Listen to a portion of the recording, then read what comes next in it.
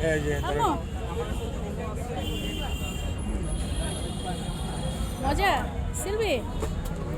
মজা আহা আসো